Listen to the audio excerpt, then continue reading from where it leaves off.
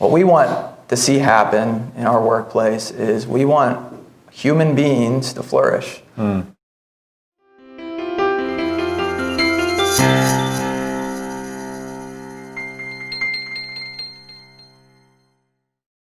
Great to have you both here. Thank you. So you're in the mortgage business. We're just chatting earlier. So we've not met before. This is the first time we met in person. And I was asking, as a former banker guy, like, who goes into the mortgage business? I mean, gosh, you think of that as a tough business. It's got, I think, way back a few decades ago, the mortgage scandals and crisis, which rocked the country and the industry, and then the subprime and everything. Brock, before we'll talk a little bit about who you are as people. First, tell me about this business. So you're a math teacher. You and your brother, you're calculus teachers, right? Yeah. So I went to University of Missouri. Was going to be a math teacher.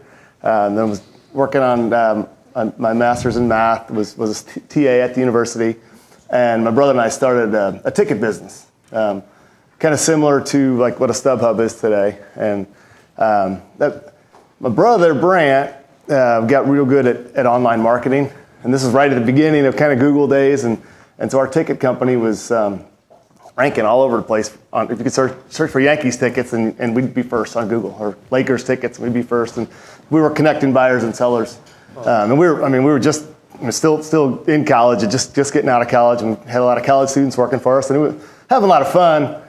Business grew, and we said, well, with Brant's expertise in the online marketing, could we get into another field and use this?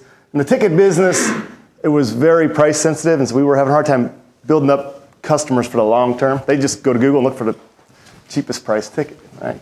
So could we find a business where we could develop more of a long-term customer, more of like maybe a lifelong customer, where we could really build something? And so we were looking for something. Ticket business doing really well, looking for another business, and I was out dinner one night with my wife, and one of my former students that I had taught had come in all slicked up, had his suit and tie on.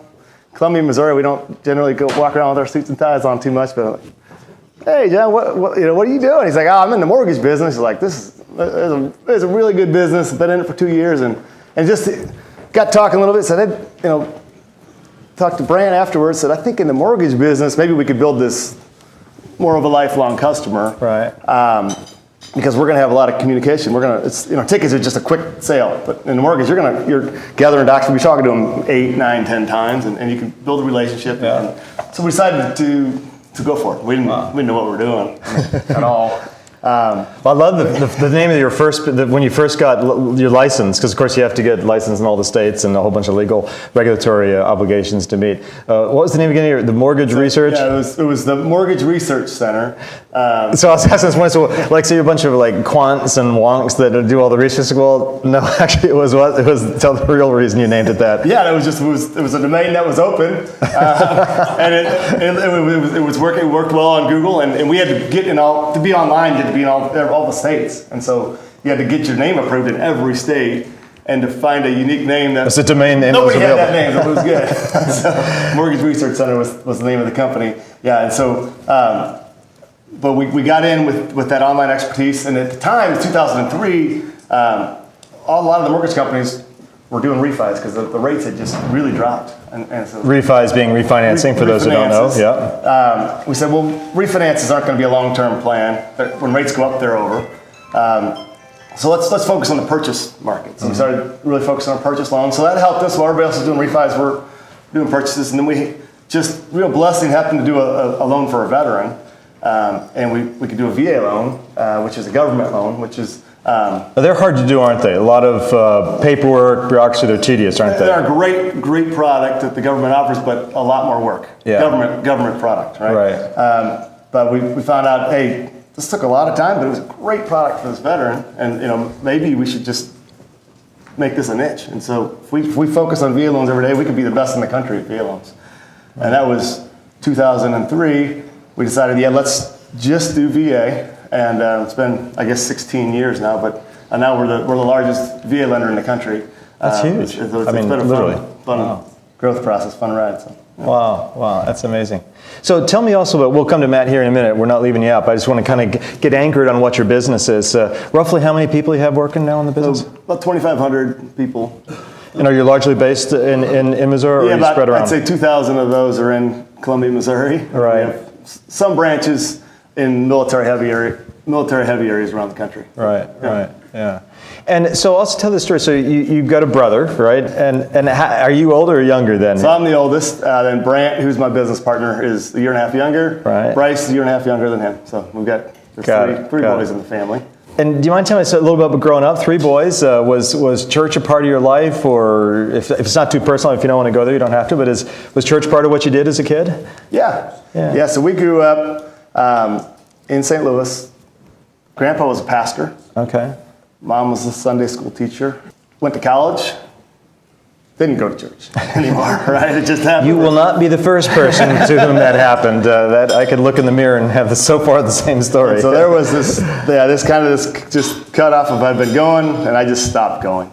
Yeah. And then get out of college and life just happens, right? Yeah. So got this business going, then I get married, start having kids, and it's just church wasn't part of my life at all. Yeah. And pretty soon I'm 32 years old.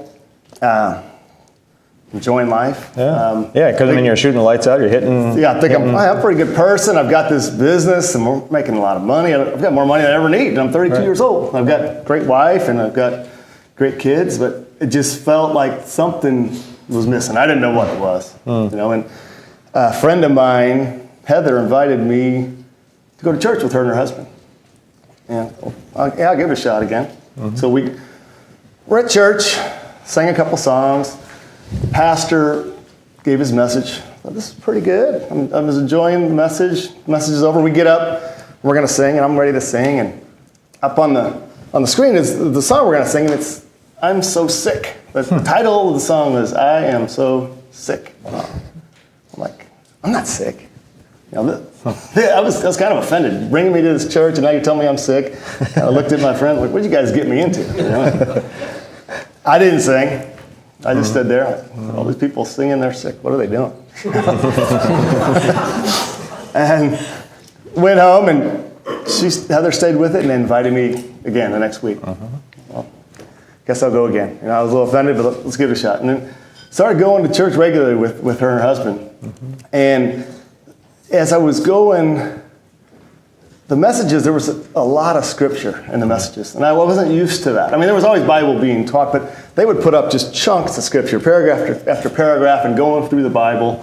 And I got to realize, hey, I'm 32 years old, but went to church, thousands of times, and I've never read my Bible.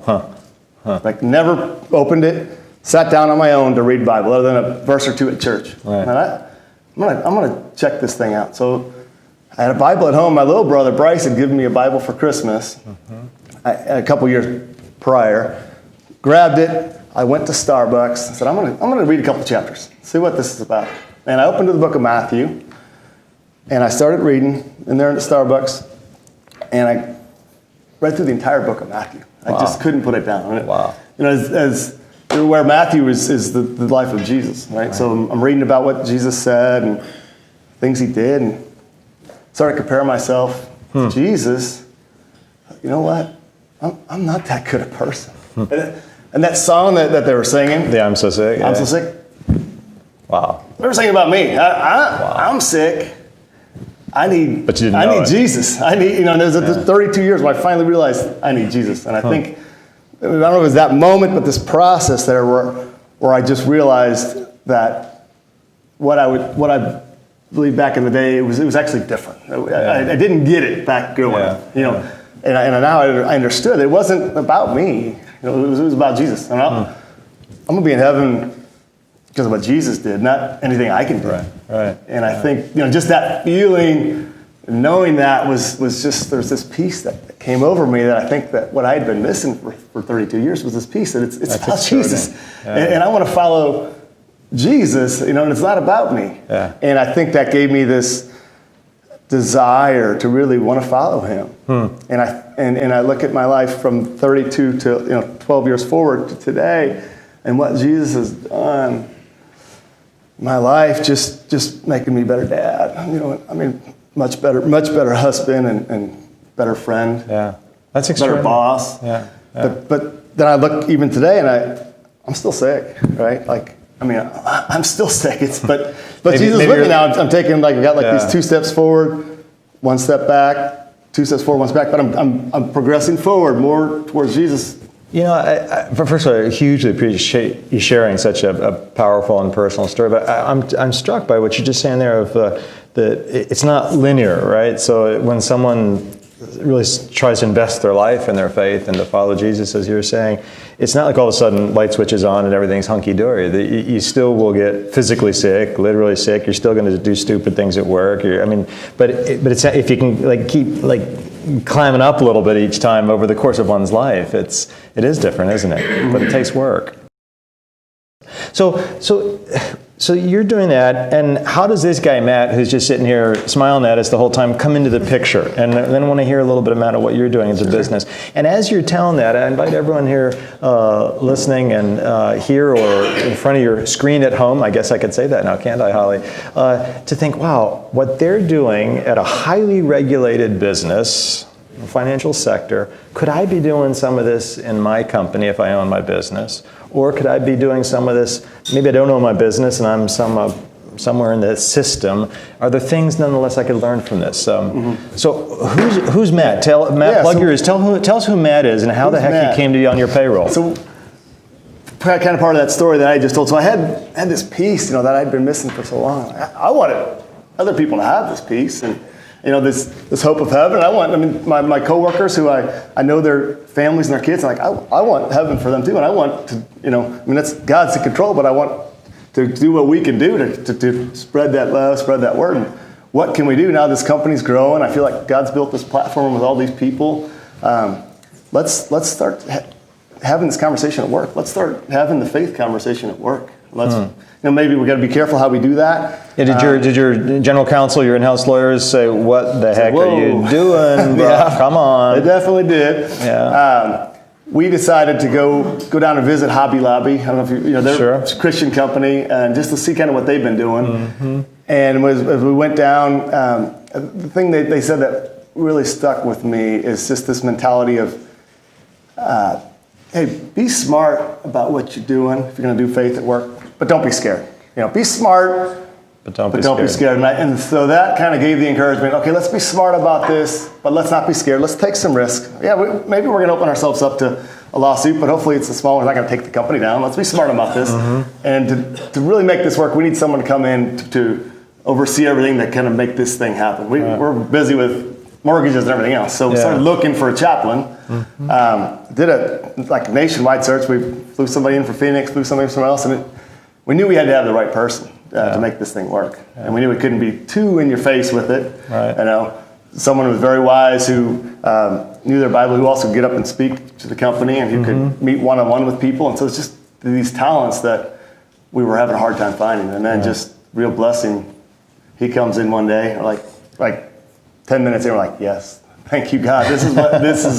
Matt's the person we're looking for. So Matt, what's your side of the story? So you were a pastor, correct? Yeah. So I was at a college teaching English and assistant women's soccer coach and SID, sports information director. So just doing all this stuff at a little college, and then ended up speaking at a camp and thought, man, maybe I need to be doing that. And that church offered me a position. They actually didn't have a position, but they said, if you come, they were really smart. They said, if you come and earn your position, we'll have a position. So 6 months, I wasn't on the payroll, and I was just working like 60 hours a week for them. But they got me in, and so I was sitting there doing this thing at the church. They're kind of grooming me to kind of take over some teaching things for them.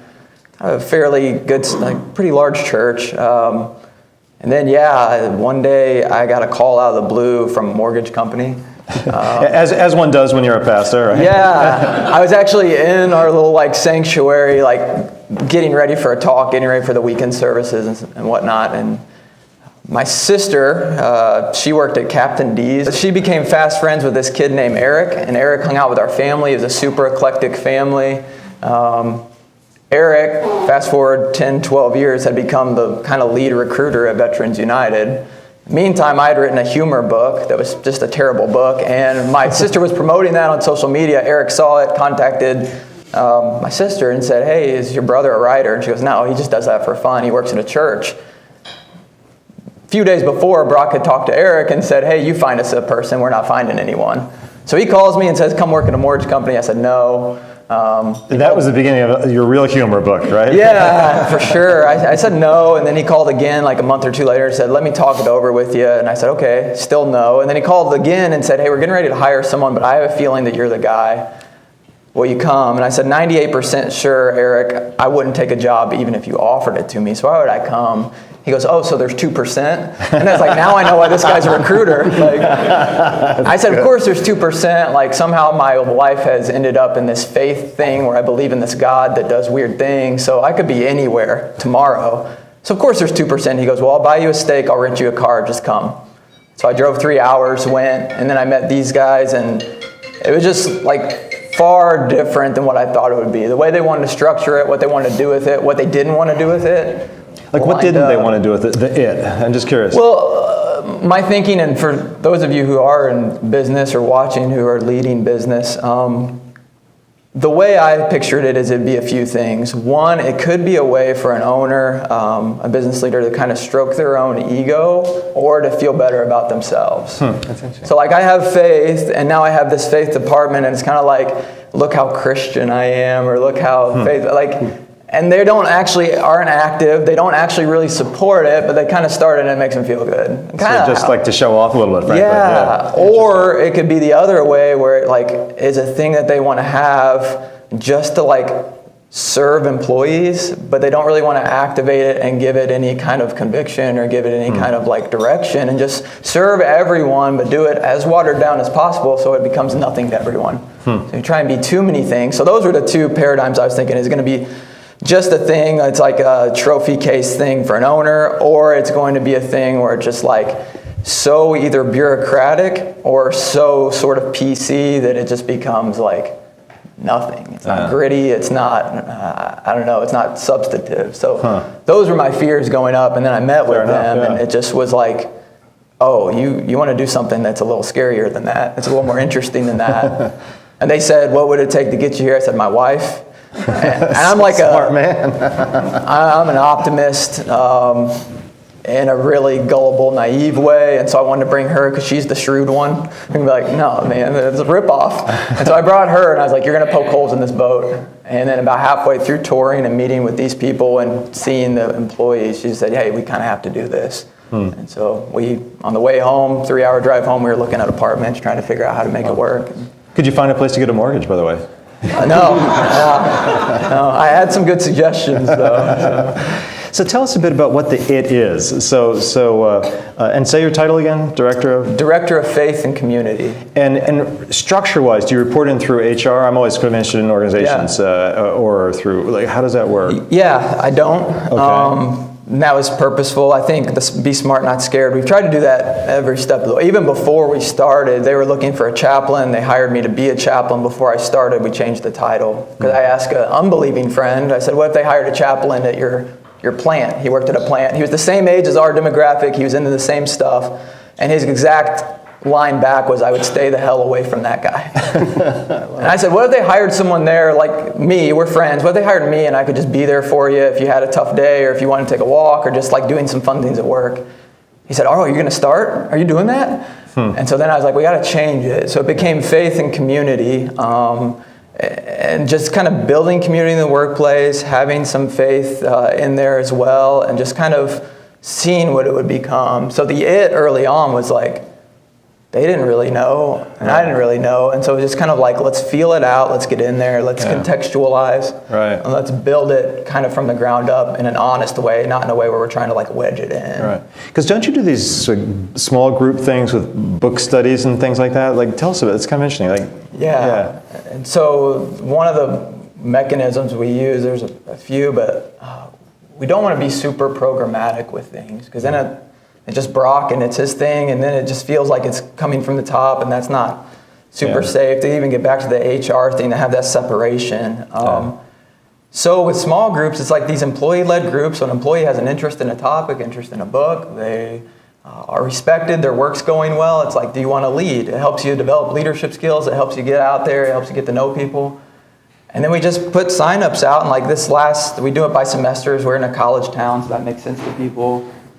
This last semester we had 85 groups. 85 groups. Yep. They kind of like 6-8 people, something like Usually, that? yeah, that's what we want them to be. If they end up being, 12 is kind of, once we start getting there, it starts to be, more of an event and less of an organic sort of thing. But yeah, try and stick them around 10 people, and it's everything. You got like Simon Sinek, you got like leadership books, you have books on baseball. There's one group this time that's interesting. It's Seinfeld. And they watch an episode of Seinfeld and they read an essay about that episode and then just discuss it. But then of those 85, we also have about 30 books. We usually try and be about a third that are Gospel of John or Mere Christianity, world religion type books. There's Man's Search for Meaning, like types of books that kind of stir up an existential angst, stir up some bigger life questions, allow people to get beyond news, weather, and sports. Right. And kind of just dig into each other, dig into life in a really sort of safe atmosphere. I think it's really, as I sort of study and think about this stuff a lot, what you're doing, and there are a lot of companies where the owner has this impulse, like you've had, Brock, and then you get this problem of what I call asymmetric power. So if the boss leads the Bible study or something, well, what if you don't believe what he believes, or even if you do, do you have to go just to be seen and go tick? So the idea of being invested in it, but kind of in the back, I think it's a really shrewd, smart way to do it, because the irony is the more involved you are in some ways, the more it could mess it up. I mean, no disrespect, but because the power dynamic is all, it's challenging. So it's interesting how you sort of decentralize this, and yet it sounds like you keep a gentle hand on the tiller and do that. So what is the person who's not a person of faith, or who's of a different tradition, not a Christian like you are? Do they say, are they uncomfortable with it? Do you get blowback or direct, complaints, or is there like a subtle mumbling and grumbling going on? How's that look? Yeah, I think we probably get all of those things, because people are people, and we're talking about 2,500 people. One of the things where I knew that, and this is a coarse way to put this, but I knew we were winning in some ways. I knew that this was the idea was winning, was we do these culture surveys, and hundreds of our employees fill out what they think about their job, what they think about what we're doing, what they think about life at the company. And we are seeing more and more comments of people who would say things like, I'm an atheist, I think it's weird that we have faith at work, but I really love it for my cube mate. It's helped their life. Or I am from a different tradition, but I think it's cool that we have this and can have a faith-safe workplace. So while we have a lot of sort of Judeo-Christian leanings, what we want to see happen in our workplace is we want human beings to flourish. And I'm never going to stand in the way of that flourishing. Now, personally, I have an idea of what that flourishing could look like, or what a part of it, or what it's been in my life or in Brock's life. And so I want that for people, but if you're an atheist and you come to talk to me and you're having panic attacks, I don't make you sign a doctrinal statement that you love Jesus before we try and get you help for your panic attack. Yeah. You're not flourishing because you're panicking. Let's get you resource. Let's get you help. Let's love on you in the way, meet you where you are. Yeah. And so it isn't like this sort of, I think that's the way you said decentralized, it's one big compartment of the human, and we're all a bunch of overlapping stories. And so to meet people in that space of my first question isn't, do you believe in God? My first question is, how can I serve you? How can I help you? Yeah. How's your marriage? What things are you walking through that are causing you angst? Yeah. And then meet them where they are. So if a practitioner of another faith, and we have many, and they come to me and we meet, and there's, I think it was Francis Schaeffer said, you can go down the road with anyone a ways, and then there's going to be a point where every human, your road and their road, goes different directions. And so we just identify where those points are. One great friend I have at the company, he's actually in Spain right now. He's taking a break to do some things. He's a Muslim guy, and we meet and we talk about our faith, and we also talk about soccer and play soccer together. And he has met my son, and we have gone out to eat, and there's a lot of other things that we rally around. And he recently got married. I want that marriage to go well for him. Yeah. I want his life to go well. And at one point, we got close enough where I looked at him, and this was a great moment too, where I just said, can I ask you a question? He said, sure. And I said, part of our friendship, would a huge win in our friendship me converting to Islam? Would that be a win for you? Would you be excited about that? And he said, yeah, for sure. And then he goes, same question. If I converted to Christianity, would that be a win for you? And I said, totally. And then we just laughed and went and played soccer together. It's just like when you speak the thing out there like in love and the relationship can bear that, it's really easy just to be a little like, my cards are on the table, so are yours, and I'm not judging your hand or saying it's a bad hand, it's just a different hand. Well, there's something about a transparency and a candor as opposed to a hidden agenda that sounds like it's part of it. Now, this may be too personal, so don't answer if you don't want to, but so your brother's on a different sort of faith track than yourself, is that right? Correct. Yeah, and is that cause tension because he's your business partner, you're the co-owners? How's that work? Yeah, it does not. So yeah, my little brother, when I shared earlier, my little brother Bryce had given me a Bible, and that's the one that I first opened up. Right. Then my middle brother Brant, he's my business partner. Right. We're college roommates, best friends. We're neighbors. We live right next door to each other now, and been in business together for a long, long time. Right. And yeah, Brant is just an amazing guy. Just super caring, so compassionate, great dad, great husband, great brother. I just love the guy to death. And he just chooses to believe something different. He doesn't believe the same thing that I believe. He doesn't believe Jesus is the Son of God. You know, and great guy. And so coming into a business when you've got your brother wanting to really push this faith thing, and it's different than. Because I could see a little tension emerging, possibly. You would wonder where that would go. Right. And he's been so gracious in this, and his thought is, hey, if you really believe that, if you really believe that there is this heaven out there and that people can get to this heaven, I hope you're sharing that with people. I care about all of our coworkers. I hope you're sharing that with them, right? And I don't want to stop you from doing that. And so just the kind of the caring person he is. Wow, that's a big heart. Because I could see that being a point of contention and disruptive. So you're fortunate that's worked out that way. Yeah. And I think there's a huge protection, to a sense, for our people, but even like legally, in that it's not like it's a terrible place to work, and then we have this really vibrant like Christianity thing going on, and it's like you're going to be miserable, or you can do this, like no food or steak. Like we have a bunch of awesome things going on. We have a wellness department, and we have a diversity and inclusion department that's doing amazing things, and we have fun at work, and we have all these events. And we have free food, like we have vending machines that are free, so you want a Snickers bar, you hit B9, Snickers bar falls out, you go eat it, it's great. No one stands at the vending machine and makes people cram Snickers bars. And so it's like, there's volition in everything, and so even from someone in Brant's perspective, or someone like you mentioned who might have the grumbling sense, it's like, oh, why do we have that? Well, we also have that. Right. And so it's sort of like college, you pick a major, like there's all kinds of electives you can add. And you can add whatever you want. That's an interesting analogy. You know, one of the companies, I've mentioned it before, Tyson Foods are good friends with, in fact, John Tyson and his son are coming to talk to my students next week down at Princeton, and they have a big chaplaincy program, and they have more chaplains now than some denominations do clergy. They've got about, at last count, about 115 chaplains in their plants and factories and head office around the country. And we did a research survey, and see if this echoes, I think, a little bit what you said earlier, we interviewed chaplains and we interviewed employees to get a read on what do you think of the fact that you have a chaplaincy program. And we also, this is all anonymous survey, and we asked to sort of self-describe, are you religious or spiritual or atheist, agnostic, whatever. And then we bore down, and of those who self-described as not being particularly religious, we asked the question, would you ever use the chaplain? And most of them said no.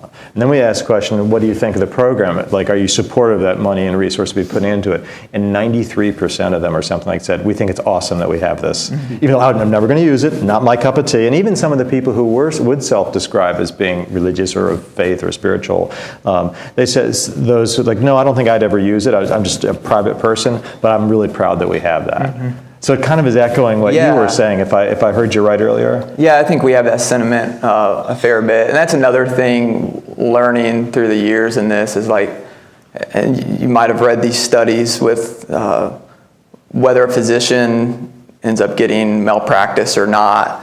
A lot of that hinges upon their bedside manner. And there are these studies that show that a doctor who's really great at bedside manner oftentimes is given more grace than one who maybe isn't, without counting skill into it at all. And so that's the thing. And I think of a Dietrich Bonhoeffer quote that says, the man who loves the idea of community destroys it. The man who loves his neighbor creates it. People don't sue those whom they love. People don't get mad about the guy running the program who shows up and helps them move, or who like cries with them. And not that we do that so that we do that out of a genuine, and Brock does that, and we just have hundreds of our employees who do this, who just love their neighbor well. And so in that kind of positive contagion, those who are opposed to some of the things I'm for allow space for me. And in the same way, they show me that love, like, hey, man, I'm against most of what you're for, and you're my friend. Yeah. I love the phrase positive contagion. Yeah. That's a great phrase. It's a great phrase. Hey, any questions? I could keep going myself, but yeah.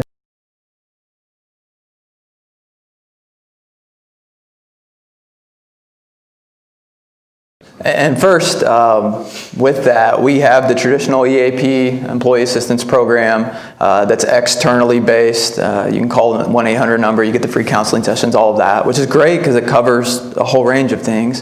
And then we have a culture department with like a life balance specialist and some other things that can help too. So we have kind of this holistic approach. The way I see it, sometimes I'm sort of like EAP, like with skin on.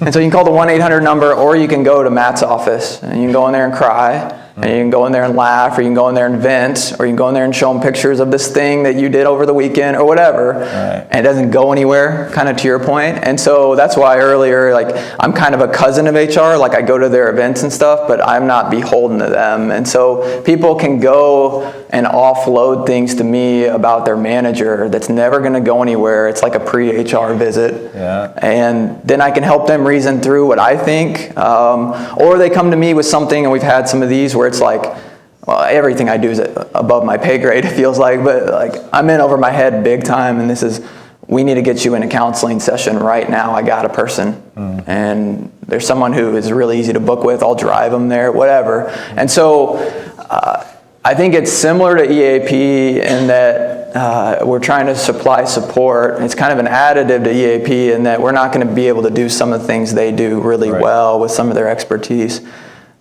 But it's with someone who like really cares about you and knows you. Yeah.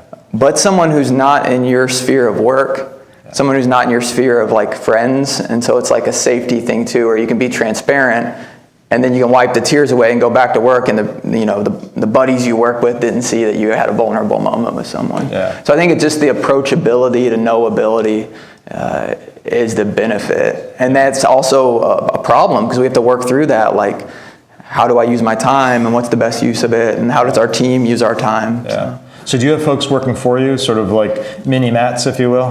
No mini Matts. They're all much larger, greater Matts. We have actually Heather, who showed up in Brock's story. She used to work at the company, and now she's part-time for us because she left the business for kind of family needs. And then Leanne, who used to be our chief operating officer, gave up her career because she was adopting a child. She had 3 other children, and so she's like, I'm going to give up my career. But they both love the Lord and want to be involved, so they help with some women's things and help run some things. And then I have a team of 3 or 4 people who are all like, kind of like, one guy is events minded, another person's super organizational and kind of keeps track of things because I'm not those things. And then we just brought on a new person who's really good at like walking with people through grief. We also do service trips, so she's gonna like kind of run our service trips and do the admin on that. So yeah, we all have kind of different niches, but we have and then we have a larger culture department which we're part of that all have different things they're doing. Got it. And I would really say like, Matt's team is 2,500 of our coworkers, right? Building relationships with each other, right? Sharing their faith with each other, regardless of what that is. As you were talking, I thought a little bit about the one-on-one mentorship that you kind of started out. I don't know if you'd share that. I think it's pretty interesting. Yeah, one big thing, and if you're thinking about how do we do this, it's different for everyone. One thing that we've found is when I started at the company 5.5 years ago, it was 1,100, and now it's 2,500, and it's in 28 different locations. And so it didn't take long, Dunbar's number and everything else to hit you. We're never going to get there by addition. So a few years ago, we just had 50 or 60 people who are living out their faith pretty passionately, and they just came. We read a book together. We met 3 or 4 times, kind of a big, small group. And then we had written a guide through the book of Mark. And then our challenge was, if your schedule allows it, if you're feeling fired up about these sessions we've had, go find someone that you work with who you're already friends with.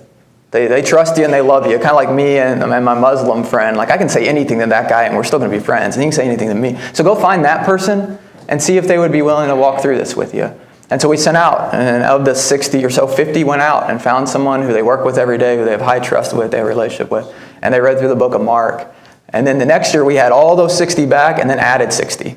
And some of them were the people who had gone through Mark before and now had the faith experience, and they wanted to do it. And so then we send them out again, and then we're getting ready to do that again in the fall, with the goal being a kind of a metrics goal in a few years to have 1,000 people having read through the book of Mark. Now, the expectation isn't that people would become Christians. The expectation is that they would get to see the story of Jesus told by Mark and decide for themselves, with their friend, where it's safe and it's trusted. An interesting one of those I think we're okay sharing it, but I was at a coffee place with 6 guys meeting in a small group. And I looked over at another table, and 2 guys were praying, and then one of the guys I know is not a believer. And I was like, what?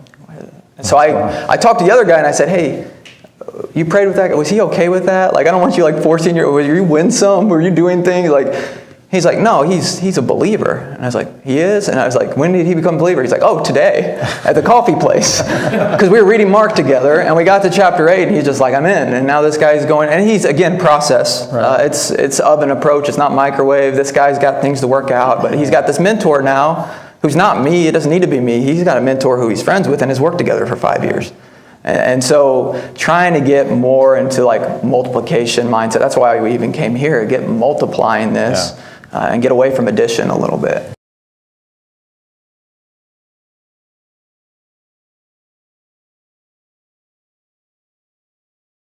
Yeah, every life washes upon the rocks of reality.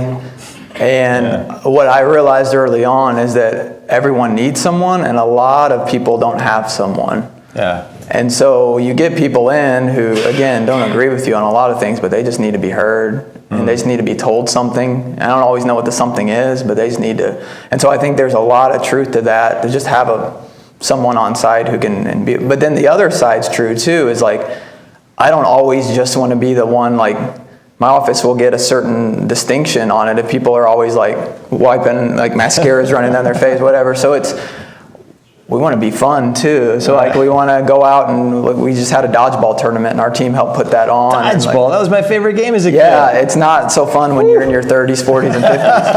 I think we had a lot of people take off work the Friday after it. But it's things like that, like being out there wearing, I remember dressing up one day, we handed out hot dogs. It was National Hot Dog Day, so we went to an office and handed out hot dogs, and I was wearing I was a hot dog, and our culture guy was mustard, and our life balance gal was ketchup, in full costumes. And we just handed these things out. So it's to take yourself serious and be I'm the one with all the life advice, and when you have a hard thing, come see me, would undermine that. And so to be I'm a human, I'm goofy, I'm in a hot dog suit, and my life washes upon the rocks of reality too. I think that's where the win is. And that's the thing is, the difference in the church. Churches are great, and we want to get people to those. But there's something about having 40 hours with people where it's we're all lining up at the end of 2 weeks at the same place to get our paychecks. And so I can offend you, you can hate me, but over the course of time, we're going to have more time together, and I have an opportunity to win you over to myself. And if I win you over to myself, then I can win you over to things that are much greater than me.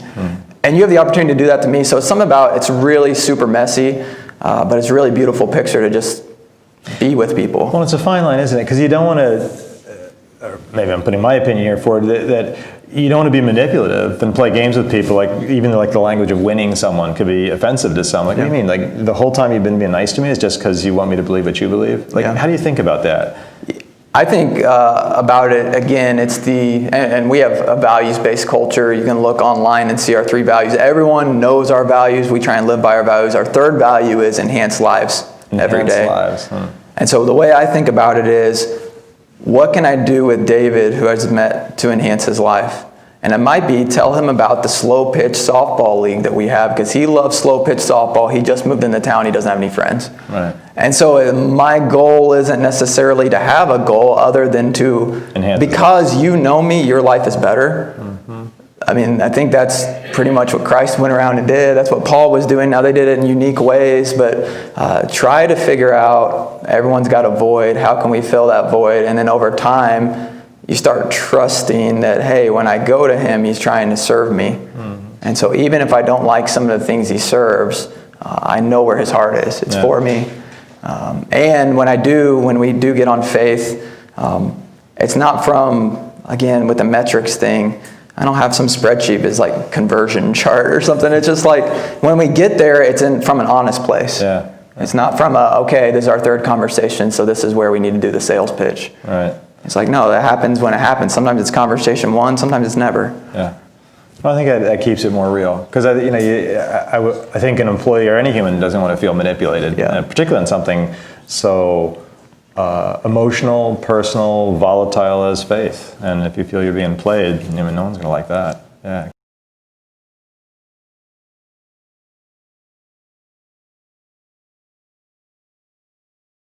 We want to be a place and a company that cares about each other above all else, and enhances the lives of our coworkers and of our clients and those in our community. And that's our mission. We want to care about each other. Now, yeah, we do have to have profit to stay around, but we really try to push. It's just amazing people at the company. We try to push as managers. It's not always we don't always have to think about the bottom line. And we've said this in manager meetings all the time. Hey, if it's Friday afternoon and it's spring and it's been cold for a while and all of a sudden it's 70 degrees, let your folks take the afternoon off, go play. Maybe they take their kid to the park. Why? Because you care about them and you want them to enjoy that experience. Not because they're going to come in Monday and work harder for you because of that. To get that out of your focus. Let's just focus on them as people and care about them. And let's not worry about what happens what comes out of that. And it does seem like good things come out of that, but we want the focus to be on a human being and not the bottom line.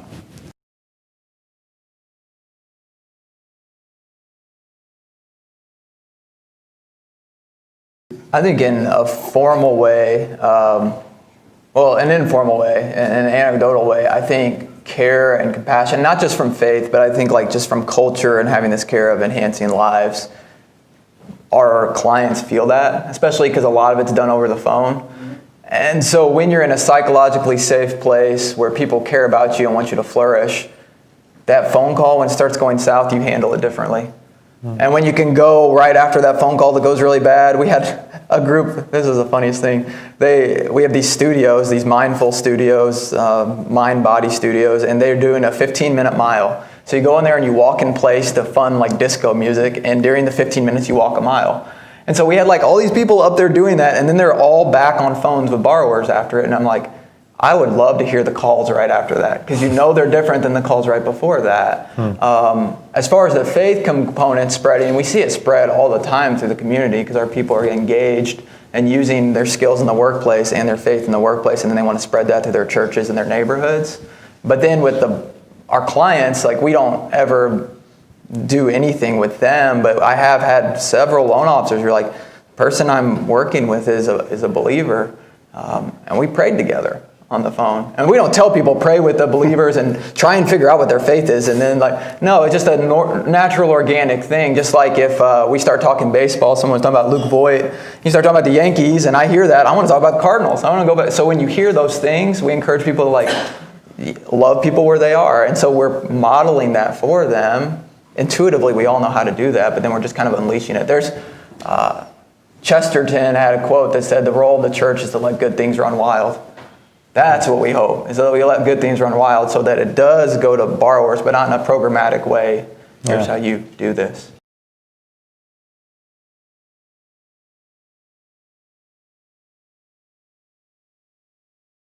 We have these advisory board meetings. It's all the execs, and we say, twice a year, what can we do to just make things better? And man, small groups are so good. We want everybody in a small group, just building relationships. It's good that people have these relationships. How can we get everybody in one? Let's do an all group. Ooh, that's scary. Now you're forcing people to get in a small group, that sounds like a big risk. We thought it through. We wanted to do it the right way. Matt and his team wrote some material, and we just picked we went with gratitude, humility, integrity, and purpose. And we had 4 sessions. And there was no Christian, Bible talk in there. And it was just that we went through these things. And we had some pushback at first. What do you mean you're making me get in a small group? But we had 10 to 15 people in a group and 2,500 people in groups. We just did this in January. We met once a week. And it was unbelievable. Like, these people that were pushing back got there and started talking about gratitude. And everybody feels good when they're talking about gratitude, right? Regardless of where you're giving that gratitude to, right? And then the 4th week on purpose, and I had people, we had different people lead. I think I led like 4 different groups, and each group there would be people that said, I've never really thought about my purpose. I'm just doing my thing. To think that we just don't even think about that stuff. Yeah. So I think even those, if we keep the Bible out of it, but we start talking about life issues, people are going to start thinking about things. Yeah.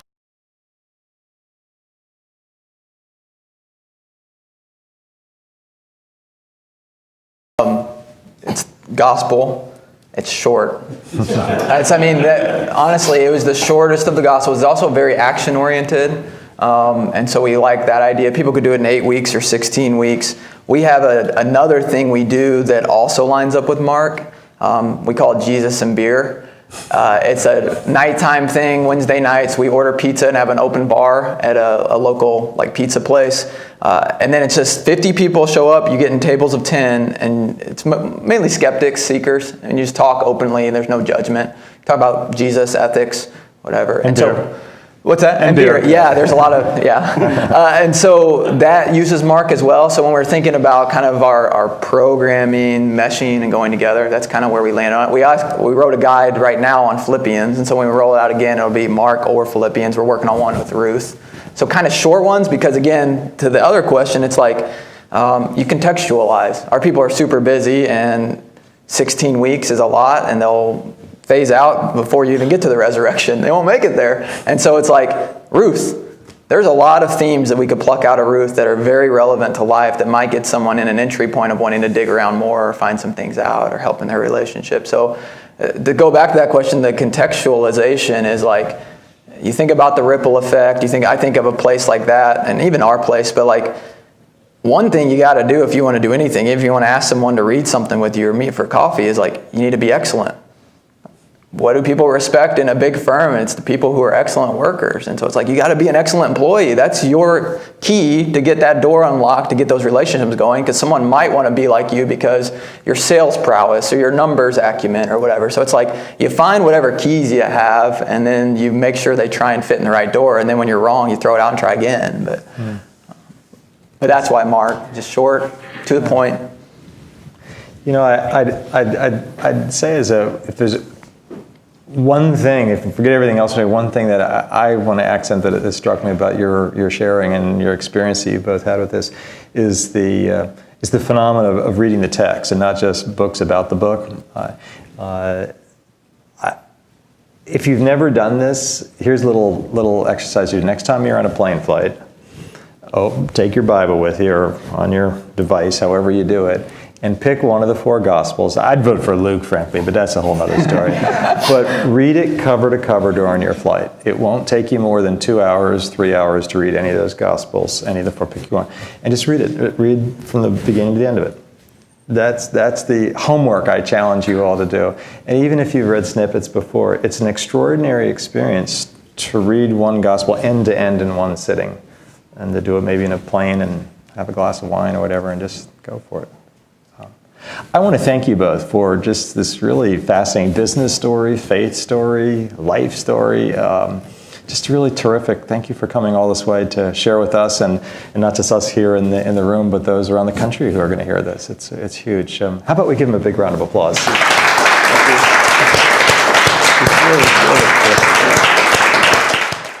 Please consider supporting GLF video production and podcasts, so we can continue to bring content focused on how faith inspires greatness in business. A donation of $5 per month will help 500 people see this video. $10 per month can reach $1,000. Larger regular gifts will go to cover our production costs. Studies show that values and ethics will help businesses thrive. So your gift will be multiplied potentially by helping thousands of business people be encouraged in their faith and work. Click the link in the description to go to our donation page. Thank you.